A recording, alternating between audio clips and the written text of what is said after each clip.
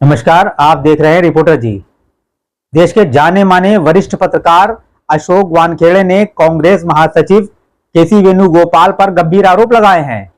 उन्होंने आरोप लगाया कि हरियाणा में टिकट जब बांटे जा रहे थे तो केसी वेणुगोपाल ने अपने महिला मित्रों को टिकट दिलवाया, जिससे वो चुनाव हार गईं और कांग्रेस का पत्ता साफ हो गया हरियाणा से।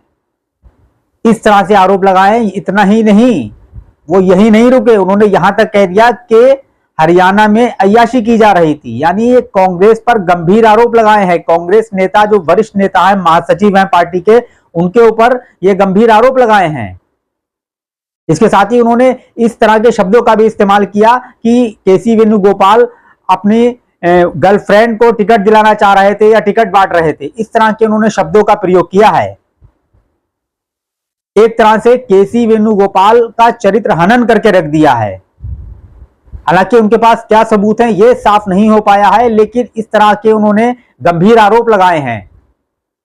ये आरोप उन्होंने कई जो न्यूज चैनल होते हैं, या ये कह सकते हैं कि जो सैटेलाइट ना होके जो यूट्यूब पे जो लोग आजकल चैनल चला रहे हैं, उस पे जाके उन्होंने कई प्लेटफॉर्म पर इस तरह के आरोप लगाए हैं। क्या आरोप लगाए हैं वो हम आपको सुना देते हैं सबसे पहले, क्योंकि जो भारतीय जनता पार्टी है उनके आईटी सेल के अमित मालवीय हैं, उन्होंने भी जो उन्होंने बोला था उसकी वीडियो क्लिप को काटकर एक्स के माध्यम से सब जगह फैला दिया है। सबसे पहले आपको दिखाते हैं कि उन्होंने किस तरह से आरोप लगाए हैं और कांग्रेस नेता केसी वेणुगोपाल पर कितने गंदे आरोप लगाए हैं। ये आप सुनिए। केसी वेणुगोपाल ऑर्गेनाइजेशन सेक्रेटरी है, जनरल सेक्रेटरी ऑर्गेनाइजेशन। उनने ये तक नहीं देखा कि ऑर्गेनाइजेशन खड़ा नहीं है हरियाणा में। उन्हें ज्यादा चिंता अपने महिला मित्रों की थी कि उनको मैं कैसा टिकट दिलवाऊं। क्या हरियाणा प्रदेश क्या आपका अय्याशी का अड्डा बन गया? भाई, किसी जनरल सेक्रेटरी की गर्लफ्रेंड को हरियाणा की जनता क्यों ढोए? भाई, तेरे रिश्ते तू अपने घर रख। है आपकी महिला सहयोगी, अब महिला तो समझ जावा, उसको टिकट सारा पूरा हरियाणा में बना कर रहा था। It was clear. महिला क्या कह रहे हैं कि महिला है तो समझ जा भाई, महिला भैया महिला मित्र थी, और क्या कहूं। अच्छा, सॉरी, चलिए। या जो भी हो, तो केसी वेणुगोपाल इसका जवाब दे। क्यों प्रपोज किया था उन्होंने उस महिला का नाम वहां पे? तो सुना आपने कितने गंभीर आरोप हैं इतने बड़े नेता पर। इसका असर पार्टी के जो उच्च नेता हैं, यानी राहुल गांधी, यानी जो सबसे बड़े नेता, उन पर भी पड़ेगा, क्योंकि मुद्दा ऐसा था और बीजेपी ने एक तरह से लपक लिया। बीजेपी के आईटी सेल के अमित मालवीय ने भी इस जो वीडियो मैंने अभी दिखाई है, वहीं से मैंने वीडियो उठाई है, उन्होंने इस क्लिप को वायरल कर दिया। साथ ही लिखा कि ये देश के जाने माने पत्रकार अशोक वानखेड़े द्वारा कहा जा रहा है कि केसी वेणुगोपाल कांग्रेस में कास्टिंग काउच का कार्य कर रहे हैं। इस तरह से अमित मालवीय ने इसको मामले को आगे बढ़ाया है। इसके बाद कांग्रेस की नेता सुप्रिया श्रीनेत ने भी एक वीडियो बयान जारी किया है, जिसमें अशोक वानखेड़े व अमित मालवीय को जवाब दिया गया है। सुनिए उन्होंने क्या कहा। नमस्कार, एक अत्यंत गंभीर मुद्दा है जिससे मैं थोड़ी व्यथित हूं और इसलिए आपसे बात करना चाहती हूं। चुनाव या तो जीता जाता है या हारा जाता है। हरियाणा में चुनाव की हार के बाद जिस तरह से हमारी लीडरशिप के ऊपर आक्षेप और आरोप लगाए जा रहे हैं वो दुखद है। मैं समझ सकती हूं कि हमारे समर्थक निराश हैं, परेशान हैं। मैं आपके समर्थन की जबरदस्त इज्जत करती हूं, सम्मान करती हूं, लेकिन अनर्गल अमर्यादित आरोप लगाना गलत है। चुनाव ना कोई एक व्यक्ति ना कोई एक मुद्दा हराता है या जिताता है। चुनाव में तमाम समीकरण होते हैं, तमाम मुद्दे होते हैं जिससे चुनाव का परिणाम निर्धारित होता है। ऐसे में हार के बाद कुछ नेताओं का चरित्र हनन करना, उनके खिलाफ अमर्यादित, अनर्गल, इर्रिस्पॉन्सिबल टिप्पणी करना बिल्कुल गलत है। संगठन महासचिव केसी वेणुगोपाल जी के बारे में कुछ गलत बातें की गई और बीजेपी उसमें कूद पड़ी। भारतीय जनता पार्टी वालों से मेरा कहना है, इस गटर की राजनीति को मत अपनाओ।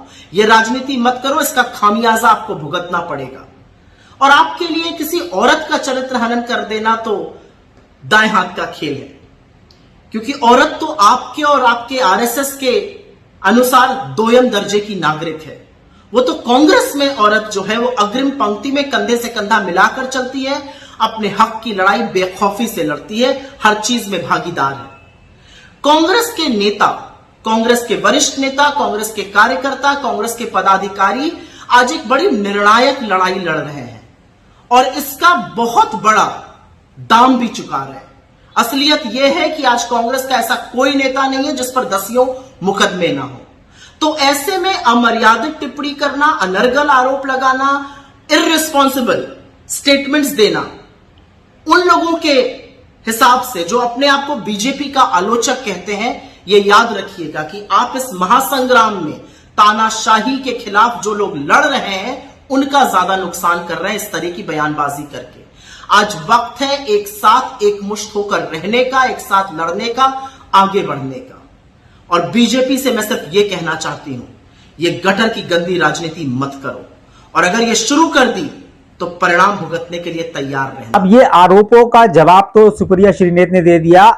हो सकता है इसमें जो वरिष्ठ पत्रकार अशोक वानखेड़े हैं उन पे शायद कार्रवाई भी की जाए, लेकिन आपको ये बता दें कि इस तरह का जो आरोप लगाया है काफी बेहद गंभीर आरोप है।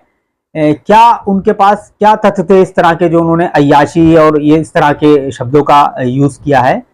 ठीक है, आपको लग रहा था कि टिकट बंटवारा गलत हुआ, कांग्रेस की जो हालत हुई वो कुछ लोग जो कांग्रेस के अंदर बैठे हैं, कुमारी शैलजा हो गई, सुरजेवाला हो गए, या यही केसी वेणुगोपाल हो गए, इन्होंने टिकटों का गलत बंटवारा कर दिया। तो ये पत्रकार बता सकते हैं इस तरह से आके कि इन लोगों ने अपने हित साधने के लिए पार्टी का नुकसान कर दिया।